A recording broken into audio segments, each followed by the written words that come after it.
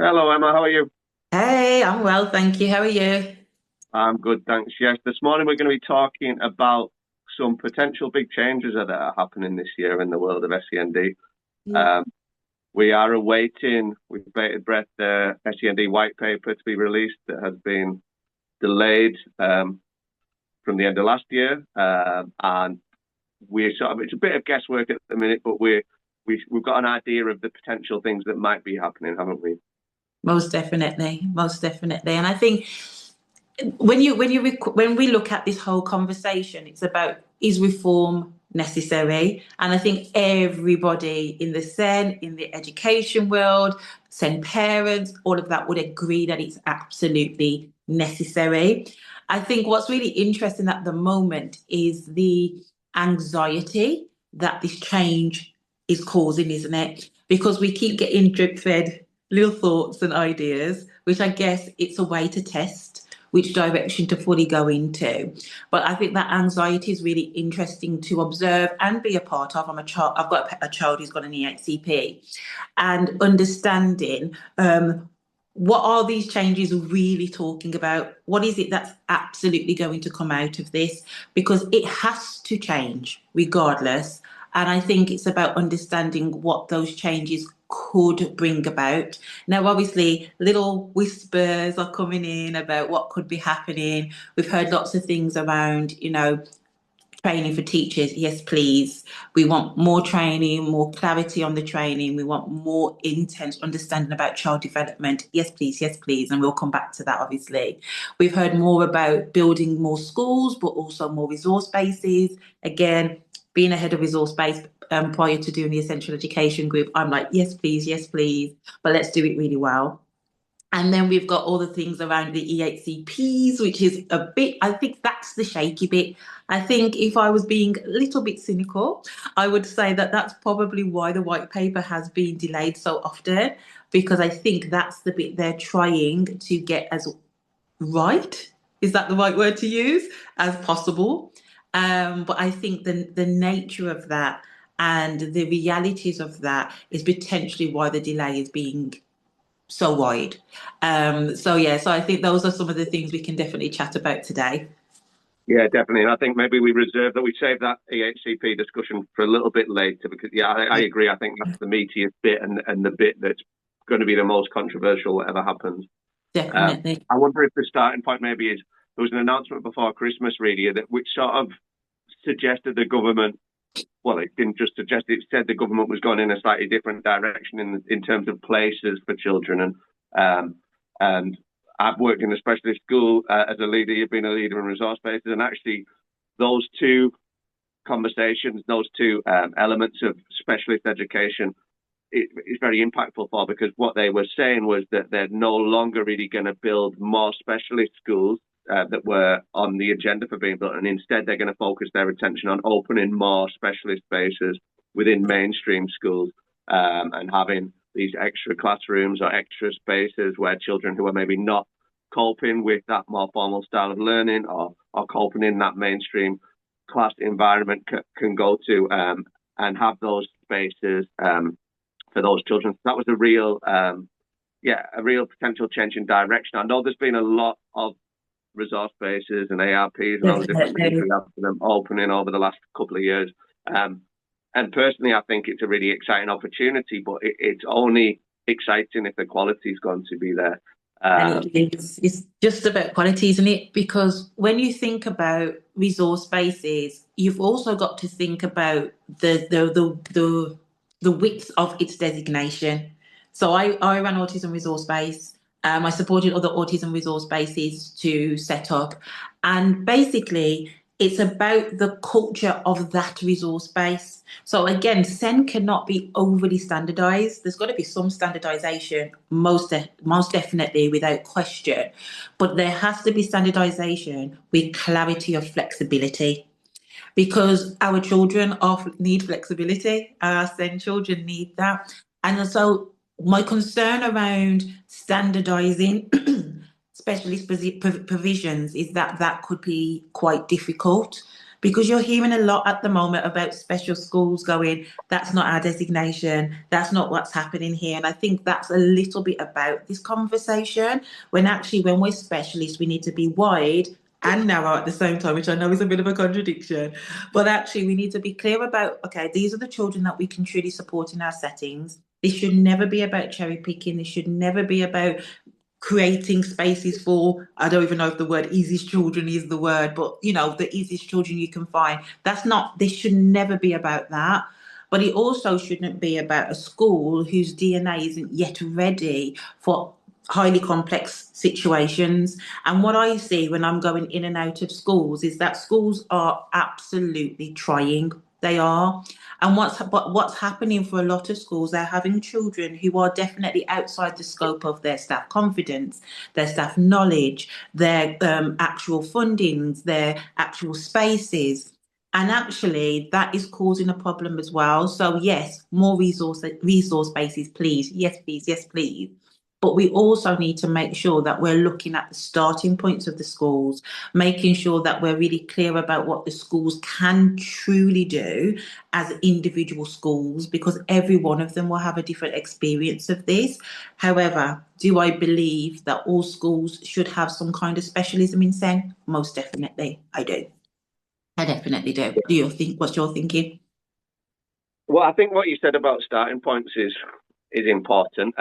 From my experience, I chat to a lot of Senkos in my role, who are at the point of trying to establish a learning space that's separate. And definitely, I think I've said it a few times really, that over the last 12 months especially, I've been contacted by probably hundreds really of Senkos who are wanting advice around establishing that space. And maybe specifically my role, a lot of it is around the type of assessment they want to use. But when we start on that conversation, it's often we talk about the pedagogy and type of provision. But I'd say the commonality is that these spaces are generally starting from scratch. You know, it's not like they've got a sort of thing going on and they're trying to improve it. It's generally like, okay, we're starting in September and we've got a blank canvas and this is what we're going to do. A lot of the conversations end up talking around experience of the staff in there and how they've never actually worked in that type of space. And the commonality, again, I suppose a lot of the units I'm seeing set up, or the spaces or bases, are primarily Key Stage 1 children initially, who are maybe not coping with the national curriculum, so they're still pre-national curriculum. So a lot of those spaces lend themselves to being play-based environments, so very early years in the best. I think that's sort of best practice in that for that age child who's not ready for that national curriculum and formal learning. But there's some in the schools then, I think some of them are quite confused. But these children are 6 and 7 and 8. We're not just replicating an early years environment. And no, it's not just replicating an early years environment, but it's having an understanding of what these children are ready for and what they need and the level of engagement that they need and the level of choice making they need. So, well, then the staff that are going into that room might have been one-to-one support staff for a child who was 9 in Key Stage 2. And then they've been pulled from there, or their child's left Key Stage 2, and now they're this new role. They're going to be going into this space, which is entirely different, and they've never worked in that sort of play-based environment. So I feel like there are commonalities in that sense of how the staffing is getting put together, what the room's looking like, and really not being sure what the starting point should be and what the answers are. And it's a really difficult to get that right, I think. And I have my advice that I give these spaces, but who's to say that my advice is perfect or ideal? And like you're saying, these spaces, the most important thing is that they are responsive to the children in that cohort, because the type of things I'm talking about there, the play-based environment, making choices, engaging environments. Yeah, obviously that sounds great, but for the specific children in a different school who are maybe working at a slightly different level or have got different emotional needs maybe or sensitivities, then that might not be quite right for them either. Yeah, and that is the point, isn't it? It's about, again, the flexibility in the system, the knowledge in the system. And so it goes on to the teacher training about what should really be in the teacher training, because it is about knowledge. So for myself, I go to very different schools, and I can tell you that absolutely all of their settings are completely different to one another. Because if you're going to do it correctly, you've got to be needs led. And the cohorts in each schools will have slight variations to them. The children will come with their own picture. And I think that that flexibility needs to be built into the system, but also needs to be built into our knowledge.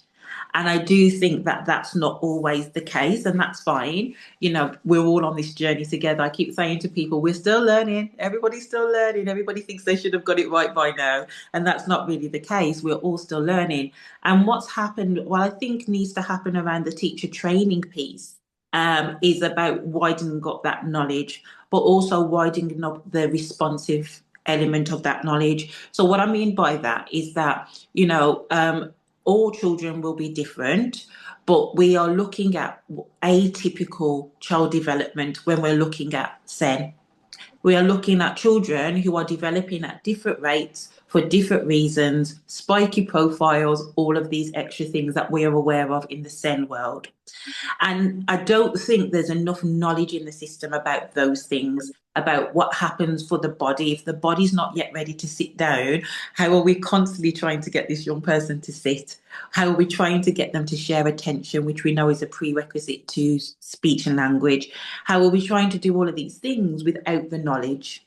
And what I find every time I do training on that level, I was actually training a school last week or week before, can't remember my dates now, but it was an early years setting, and we were talking about these elements, and it was just like light bulbs in the room. Now, I've worked with the school for a really long time, so it's not like they're not doing a really good job, but that depth of knowledge isn't naturally there in our systems.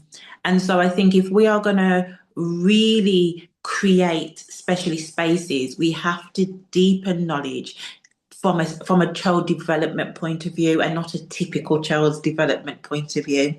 And I think that's really, really, really key. I know there was some muting about having parents contribute to the training and shape the training. And I think that's really, really powerful. I think, we need to have everybody's voices in it. But I had a small reservation, because for me, my son is my son. He is not representative of every child who has a need. He isn't. He is his own unique person. However, yes, there are some things that I could actually pull out and say, yes, in this group of children, these are all the similarities, and we need to be really key on that. So I think we have to be careful on the balance of personal experience. I think it's very valuable, by the way, but we have to be careful with the balance of personal experience and really understanding the width that we need to go as for a system to be as flexible as possible. That's kind of my thinking. What's your thinking about the parental bit? Well, I think involving parents is really important in any phase of education, in any stage, and I don't think we do it enough.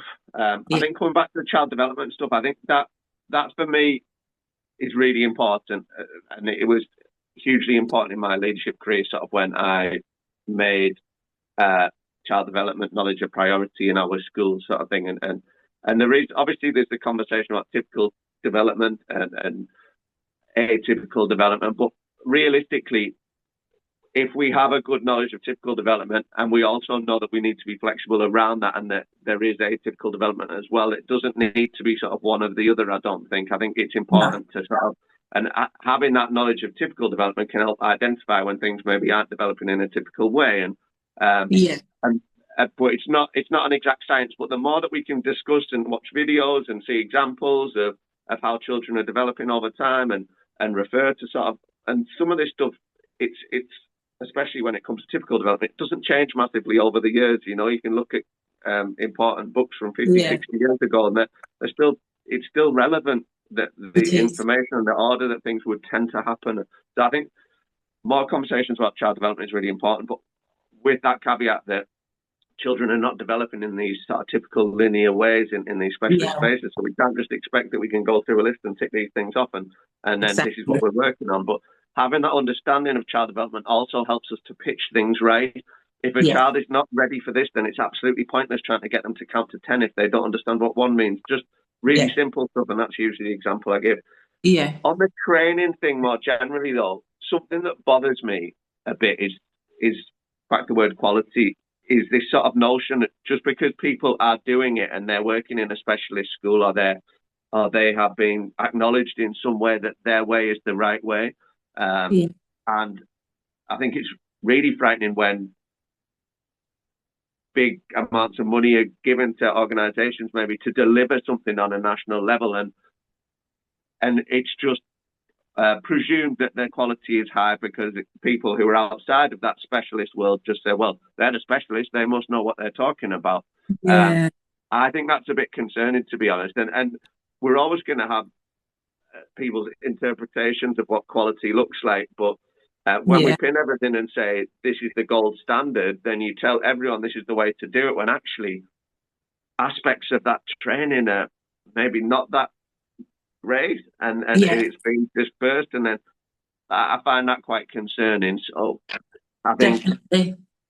for me, there's certain things that are non-negotiables, and the aspect of this being a child-centered process, whatever happens, is what we're providing the best thing for that child. Are we going to help them to engage and learn and progress and that type of thing? Those type of systems in place. Are we setting this environment up? Is this the most appropriate thing for this individual group of children? And obviously that's variable depending on the children, but there's certain things that are not negotiables, I wouldn't say.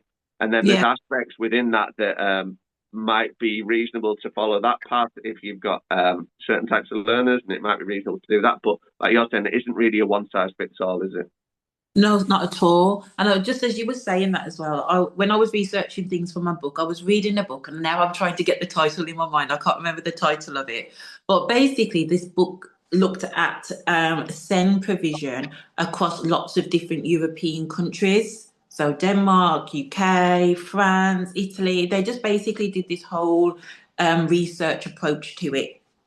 And one of the main consensus that came out of it is that unless there is a central consensus of what inclusion stroke SEN means, then actually we are going to fail the system regardless.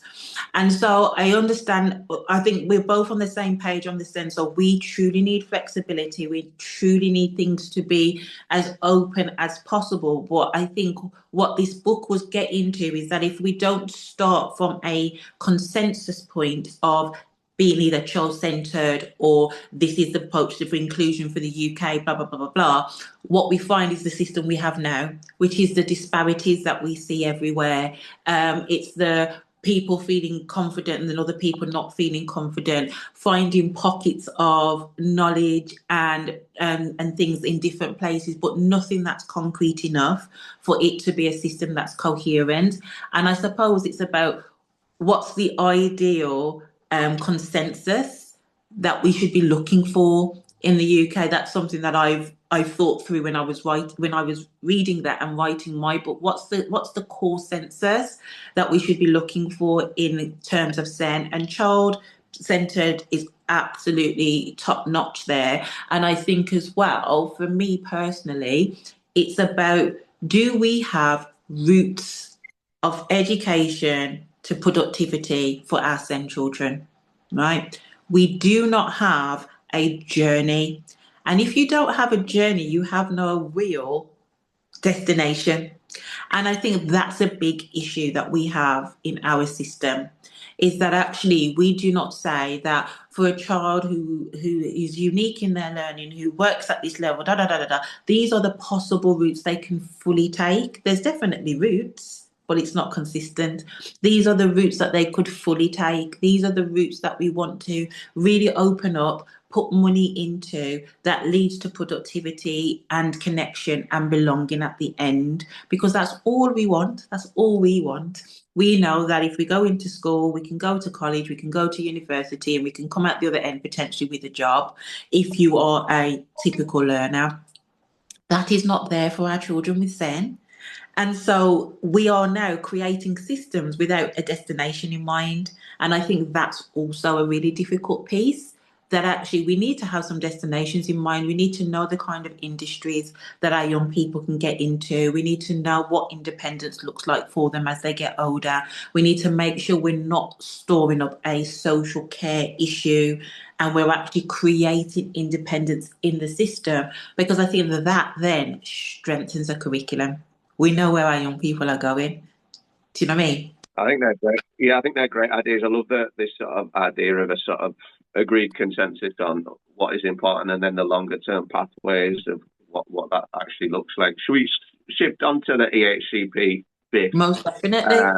Because Yeah. there's been, I suppose the government has said really that it's all under review, and that and they haven't ruled out scrapping EHCPs altogether.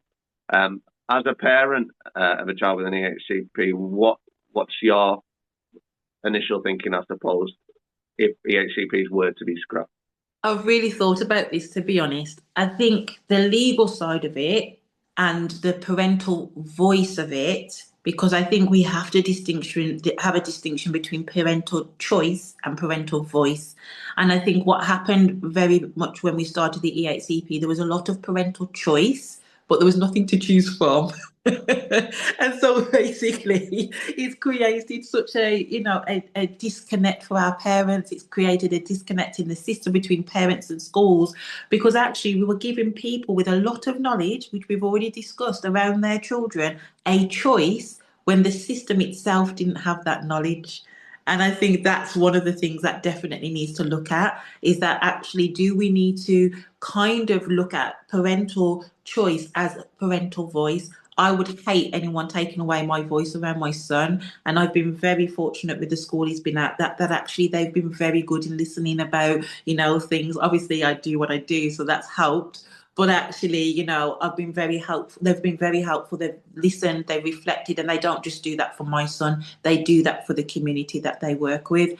And so my voice is the most important thing, but I can't be given a choice if the system doesn't have the things that I'm looking for, because I'm looking for a lot.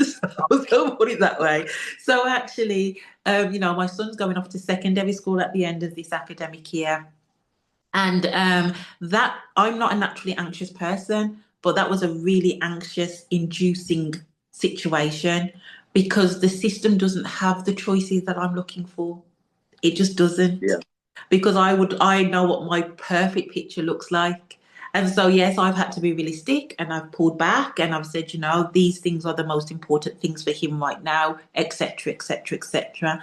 And I think we need to rebalance that piece with EHCPs or not. We need to understand what the system truly can do and truly can't do. And then, in terms of the actual legalities of the paperwork, I definitely believe we cannot get rid of that. We can just not do that unless the system itself is ready to really truly expand. So if my son didn't have an EHCP and he went to the school that he went to and he got the same level of support that he's had, regardless, then the paperwork wasn't necessary, because actually they did the job, right? The paperwork itself wasn't necessary. And for this particular school with my son, the EHCP, again, I probably shouldn't say so much, but the one that went up to secondary was 2020. So they didn't actually do all the paperwork that was needed, right? Not the school itself, the LA. And so actually, but the school itself has been doing the job every day. And my son has been flourishing every day, and he's been getting all the input that he needs every day. So if that model exists in every school, the paperwork is potentially not necessary. Why it's necessary is because we're trying to hold a system to an account that doesn't have all the things in place that it needs to have, right? And so when we're looking at the 4 levels, I think was the conversation that came out this week, I am not overly worried about it if the system gets it right, but we're a long way from that. So right now, whatever the tiers are, has to have some legal elements to it, has to have a point where children, adults, parents all know what's expected of them from this document. And I think that's the key thing around an EHCP at this point. If the system improves If we then get reflective, responsive schools that are just going to do it regardless, then an EHCP will be less necessary. And that's my reflection on that. What we want to think about is it's again about the roots into society. Does this paperwork that we're going to create, EHCPs or something different, actually create a route to productivity? Because if it does, perfect. If it is just put visual timetables, do this, do that, which the system should now really be doing, then I think actually it's a piece of paper. And I know that's controversial. I get that. But actually, I really feel that we need to be squeezing the system to be much more specialist. And as I said, I don't want to see a speech and language EP report telling me to use a speech and language, telling me to put visuals up. I don't want to see that because as a system, we should really already be there. What I want to be seeing is paperwork that really reflects the depth of learning and how we can get people to productivity. So sorry, that was a really long answer. No, well, you're in a perfect place with professionally and personally to talk about it, Emma, and I think something you just touched on at the end there about a speech and language report or an EP report or whatever. This is, for me, I was deeply involved the last time there was a change and we had our whole school needed to move over from statements to EHCP. Yeah. And it cannot be understated how much of a job that was. It was years and years of work. And sort of you sort of sold the dream, I suppose, that these documents were going to be sort of really game changing. They're huge for a kickoff in a lot of circumstances. That just the actual putting them together is a significant job. But then when you need reports of all these different people, so you're sort of diverting these therapists from their day-to-day support of the children into generic report writing for the EHCP process, which was sort of painful in itself to see that sort of extraction. So we've got these 2 days speech and language therapists, but all they can do for the next year is just write reports. And we need to put the EP to come in to see every single child, even if really this child doesn't need that level of support or that level of report. So it was a bit depressing, really, that aspect of it. As a school, we needed to employ someone to basically coordinate EHCPs as a role. Because it was that big a challenge you need this report by this date and pull it all together and to be typing minutes through the meetings. It was a whole job was created. So again, sort of financially, sort of the implications of that. And just then the time for those review meetings that we need to obviously we want to get these right. So we're going to sit for 2 hours with the families and we're going to go through that. But at the expense of actually, again, talking about the day to day or what's happened in the last few months. Or what can we do differently? Because the review meeting became a review very much specifically of the paperwork, not really a review of where we're at with the teaching and learning sort of day-to-day, which a review meeting hopefully should be about. So that was an expense as well, really. So my fear is, what I'm getting at is that if we're just overhauling things all over again and doing something entirely different, what that's going to look like. Having said that, if something's not working and it's not a good use of time, then that's not to say we shouldn't change it. I would say sort of simplifying the process should be a part of it, and streamlining what actually is necessary and what about that paperwork. Like you say, I really like the notion of if high quality provision is there, then it should be less necessary to be so detailed in the documents. But it's I don't think there's an easy answer to this, and if the conversation is going in the direction of we're only going to have EHCPs for children with very complex support needs, then rightly you're going to have huge numbers of families who are devastated that their child no longer has plans to be removed. Most definitely. And I think the other thing as well was that the strong promise was that it was an EHCP. And what happened was that the E was very, very, very strong. And schools had to expand and think and get wider with their thinking because health wasn't always, depending upon your local authority, your spaces, that wasn't always evident in it. care, it wasn't always that obviously doesn't have to be for every child, but wasn't always evident in it for those that it was necessary. And so what you had as well is a system where it was about education, health, and care.